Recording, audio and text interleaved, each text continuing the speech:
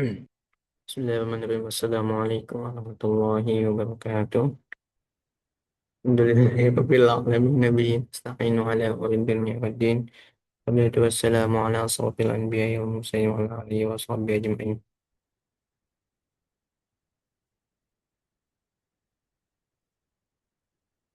Baik, pada video kali ini saya akan mempresentasikan topik yang sangat krusial dalam studi Islam kontemporer, yaitu infiltrasi dalam tafsir Al-Quran kontemporer.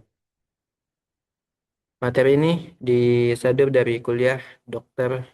Haji Kiai Haji Ahmad Alim yang menyoroti bagaimana pemikiran asing mulai meresap ke dalam metodologi tafsir eh, modern.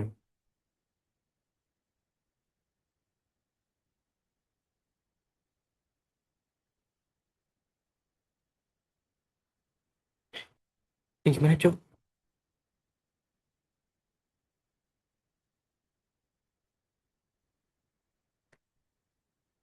Bawah nggak bisa.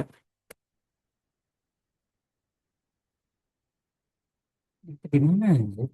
Hmm, Bos dulu.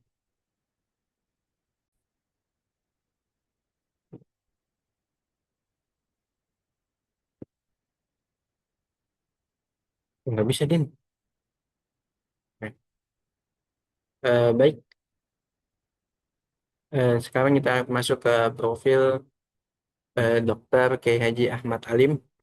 Dia adalah seorang pakar studi Islam yang berfokus pada penjagaan otentitas penafsiran Al-Quran dari pengaruh pemikiran liberal dan sekuler.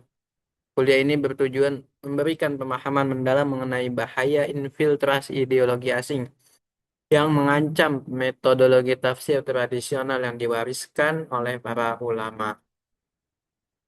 Nah, fokus utama pada pembahasan kali ini ada tiga. Yang pertama ada metodologi, pembahasan pergeseran paradigma dari wahyu ilahi menuju produk budaya manusia.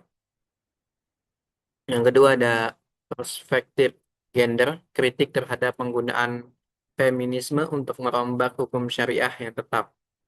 Kemudian ada aliran sekte, analisis distori ayat untuk kepentingan legitimasi kelompok atau sekte tertentu. Kemudian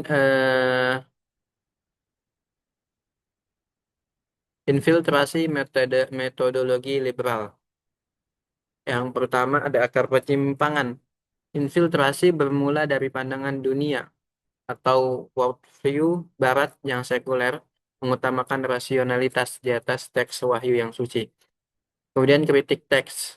Kaum liberal sering menganggap Al-Quran sebagai produk budaya, sehingga merasa bebas untuk melakukan dekonstruksi terhadap tafsir klasik.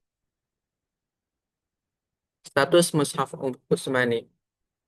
Dr. Kiai Haji Ahmad Ali menegaskan bahwa kodifikasi Al-Quran oleh Khalifah Utsman bin Affan bersifat taufiqiyah berdasarkan bimbingan wahyu. Paham liberal mencoba menggoyangkan keyakinan ini dengan menyebut kodifikasi tersebut sebagai ijtihad politik semata demi meruntuhkan otoritas teks. Nah, gugatan perspektif.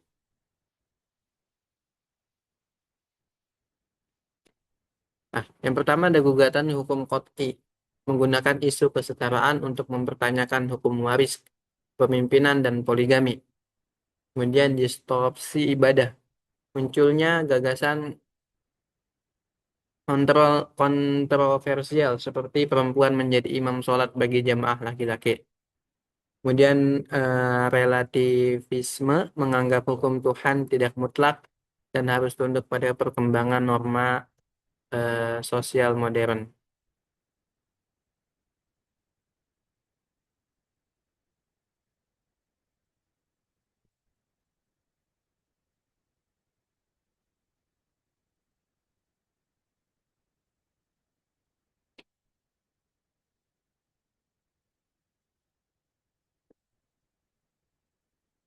Kemudian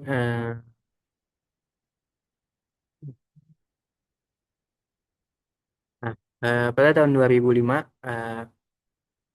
Fatwa MUI nomor 7, Majelis Ulama Indonesia secara tegas menyatakan bahwa paham sekularisme, pluralisme, dan liberalisme atau sepilis adalah haram dan bertentangan dengan ajaran Islam.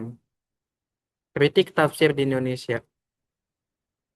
Yang pertama ada pengaruh pemikiran luar, masuknya kutipan dari tokoh seperti Syahrul liberal liberal ke dalam karya tafsir populer di tanah air yang perlu diwaspadai. Kemudian redefinisi jilbab, upaya mengganti status hukum jilbab dari kewajiban agama menjadi sekadar kearifan lokal atau budaya masyarakat Arab. Liberalisasi kurikulum, infiltrasi ini juga eh, masuk melalui studi Islam di perguruan tinggi yang menggunakan pendekatan hermeneutika Barat. Kemudian studi kasus sekte dan aliran. Yang pertama ada doktrin LDII, penyelewengan makna imam pada Quran Surat Al-Isra ayat ke-71 untuk melegitimasi kewajiban baiat pada imam kelompok. Kemudian ada Ahmadiyah, menafsirkan nama Ahmad bukan sebagai Nabi Muhammad, melainkan Mirza Ghulam Ahmad sebagai alat klaim kenabian. Kemudian juga ada Syiah, penyisipan pandangan tokoh seperti Tobai yang membawa misi ideologi tertentu ke dalam narasi tafsir umum. Perbandingan paradigma tafsir ada dari aspek, kemudian tafsir autentik, kemudian ada tafsir liberal, infiltrasi. Aspeknya dari status teks yaitu eh, tafsir autentik wahyu Allah yang mutlak. Kalau tafsir liberal itu dari produk budaya yang atau enggak dari budaya lokal. Kemudian kalau dari segi metode utama, tafsir autentik itu tafsir bil maksur atau bahasa. Kalau dari tafsir liberal dan infiltrasi itu menggunakan hermeneutika dan rasionalisme.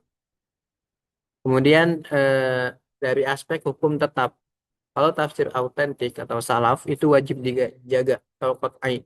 Kalau tafsir liberal itu eh, bisa dirombak atau kontekstual. Menjaga kemurnian tafsir, umat harus kembali kepada metodologi para ulama salaf dalam memahami firman Allah Subhanahu wa taala. Mungkin itu saja yang bisa saya sampaikan. Selebihnya saya mohon maaf. Bila taufiq wal hidayah. Wassalamualaikum warahmatullahi wabarakatuh.